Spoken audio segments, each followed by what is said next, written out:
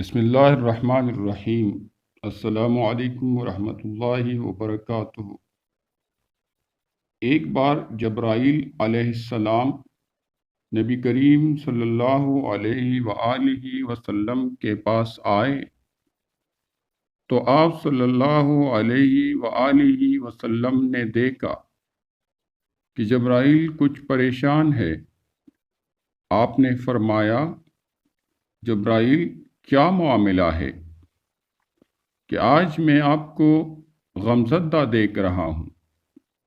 جبرائیل نے عرض کی، اے محبوب، کل میں اللہ پاک کے حکم سے جہنم کا نظارہ کر کے آیا ہوں۔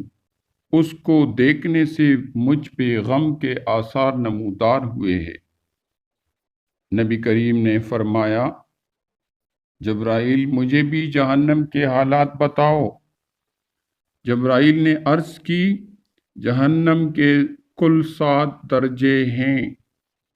ان میں جو سب سے نیچے والا درجہ ہے، اللہ اس میں منافقوں کو رکھے گا۔ اس سے اوپر والے چھٹے درجے میں اللہ تعالی مشرک لوگوں کو ڈالیں گے۔ اس سے اوپر والے 5ویں درجے میں اللہ سورج اور چاند کی پرستش کرنے والوں کو ڈالیں گے۔ چوتھے درجے میں اللہ پاک آتش پرست لوگوں کو ڈالیں گے۔ تیسرے درجے میں اللہ پاک یہود کو ڈالیں گے۔ دوسرے درجے میں اللہ تعالی عیسائیوں کو ڈالیں گے۔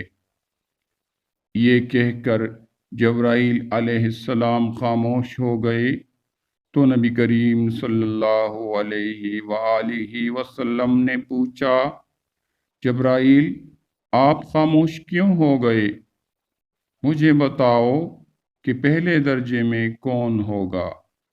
جبرائیل علیہ السلام نے عرض کیا، اے اللہ کے رسول، پہلے درجے میں اللہ پاک آپ کے امت کے گنہگاروں کو ڈالیں گے۔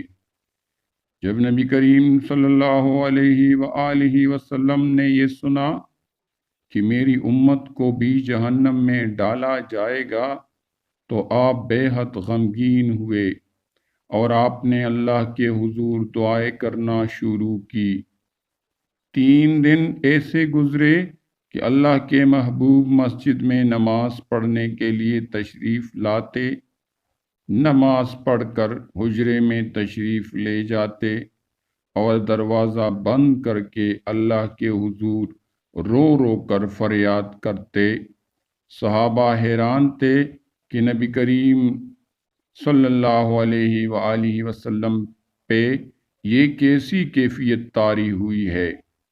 مسجد سے حجرے جاتے ہیں، گھر بھی تشریف لے کر نہیں جا رہے۔ جب تیسرا دن ہوا تو سیدنا ابوبکر صدیق رضی اللہ تعالیٰ عنہ سے رہا نہیں گیا۔ وہ دروازے پہ آئے، دستک دی اور سلام کیا، لیکن سلام کا جواب نہیں آیا۔ آپ روتے ہوئے سیدنا عمر رضی اللہ تعالیٰ عنہ کے پاس آئے اور فرمایا کہ میں نے سلام کیا لیکن سلام کا جواب نہ پایا، لہذا آپ جائے، آپ کو ہو سکتا ہے سلام کا جواب مل جائے۔ آپ گئے تو آپ نے 3 بار سلام کیا لیکن جواب نہ آیا۔ حضرت عمر رضی اللہ تعالیٰ عنہ نے سلمان فارسی کو بھیجا لیکن پھر بھی سلام کا جواب نہ آیا۔ حضرت سلمان فارسی نے واقعہ کا تذکرہ علی رضی اللہ تعالیٰ عنہ سے کیا۔